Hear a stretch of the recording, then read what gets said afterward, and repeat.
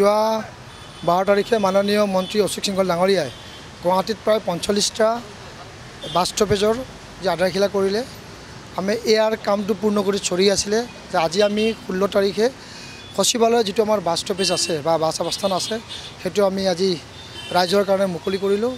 ইয়াতে আমাৰ সুন্দৰভাৱে CCTVৰ ব্যৱস্থা আছে, ইয়াতে মোবাইল চাৰ্জ কৰাৰ কাৰণে আমাৰ ব্যৱস্থা আছে আৰু ইয়াৰ লগে লগে আমাৰ ইয়াতে ৱাইফাই কৰাৰ ব্যৱস্থা আমি কৰিছোঁ। আমি ডাষ্টবিনৰ ব্যৱস্থা কৰা ৰাখিছোঁ, যিবিলাক তেওঁলোকে খোৱা লোৱা বস্তু ড্ৰাই আৰু ৱেট শুকান আৰু ভিজা যে থ'ব পাৰে তাৰ কাৰণে ব্যৱস্থা আমি কৰিছোঁ। এই ৰাস্তাটো খুব ব্যস্তপূৰ্ণ ৰাস্তা, কাৰণ এইটো শংকৰদেৱ পথ আমাৰ, তো নিশ্চয়কৈ ইয়াতে আমাৰ যাত্ৰীবাহীসকল থাকি নিশ্চয়কৈ ভাল পাব আৰু আগন্তুক দিনত আৰু যদি আমি ইয়াতকৈ আৰু যদি উন্নতি কৰিব পাৰোঁ বাকী 44টাত তো নিশ্চয়কৈ আমি কৰিম। আজি আমি গুৱাহাটীবাসী ৰাইজৰ কাৰণে এইটো আমি মুকলি কৰিছোঁ। ইয়াৰ লগে লগে আৰু এটা কথা আপোনালোকক জনাব বিচাৰিছোঁ যে যোৱা আমাৰ MIC মিটিং আৰু সাধাৰণ সভাৰ সিদ্ধান্ত মৰ্মে আগন্তুক বাৰ্ষিক বৰ্ষত 2024 চনৰ 1 এপ্ৰিলৰ পৰা মে' মাহৰ 31 তাৰিখলৈকে যিসকল টেক্স পেয়াৰে আমাক সম্পূৰ্ণ টেক্স আদায় দিব তো নিশ্চয়কৈ তেওঁলোকৰ পৰা আমি 10% আমি ৰেহাই ৰাখিম।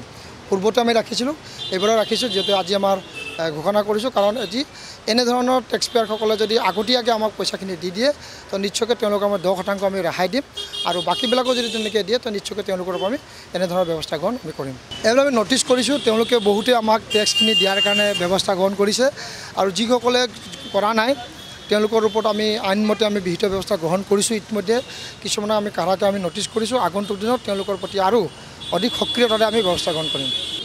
না এইটো যি আমাক এজেঞ্চিক দিছোঁ, যি এজেঞ্চি আমি 3টা এজেঞ্চিক আমি 2টা এজেঞ্চিক আমি ইয়াৰে আমি কণ্টেক্টটো পাইছে, তেওঁলোকে মেইনটেনেঞ্চো কৰিব, চাফ চিকুণ কৰি ব্যৱস্থা, আৰু আমিও গুৱাহাটীবাসী ৰাইজে চূণ ক'ৰবাত লগাব নালাগে, পিক পেলাব নালাগে, তো সেনেকৈ যদি আমি কৰোঁ তো আমি নিজে স্বচ্ছতা কৰি ৰাখিম। গুৱাহাটী পৌৰ নিগমে চাফাই কৰে, লেতেৰা আমিয়ে কৰোঁ, তো সেইকাৰণে আমি যেন লেতেৰা নকৰোঁ সেইটো যেন সকলোৱে উপলব্ধি থাকে, তো নিশ্চয়কৈ সকলো বস্তু চাফ চিকুণ কৰি ৰাখিব পাৰিব। ধন্যবাদ। আপোনালোকে গুৱাহাটী ডাষ্টবিন নোহোৱা হ'ব লাগে, আমি চেষ্টা কৰিছোঁ ডাষ্টবিন নোহোৱা কৰাৰ কাৰণে। আমি যোৱা 12 তাৰিখে এটা পূৰবী ডায়েৰীৰ ওচৰত আমি ট্ৰেন্সফাৰ ষ্টেচন আমি বনাইছোঁ, ঘৰে ঘৰে মানুহৰ জাবৰ লৈ আছে, ঘৰত যেন ৰাস্তাত যেন কোনো জাবৰ নেপেলায়, কাৰণ ডাষ্টবিন আমি নিদিওঁ।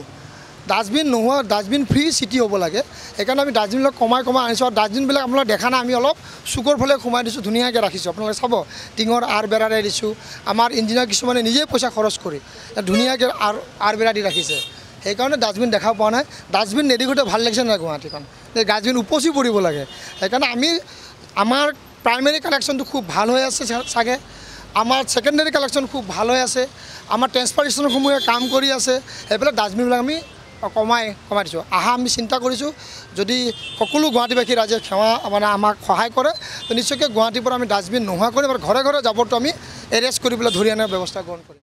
নমস্কাৰ, মই কমলিকা কাশ্যপ।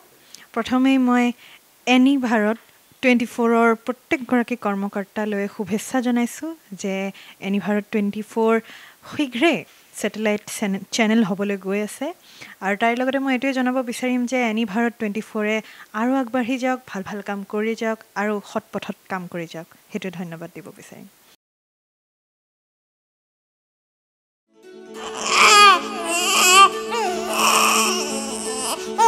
অভিনন্দন, আপোনাৰ এজনী ছোৱালী জন্ম হৈছে।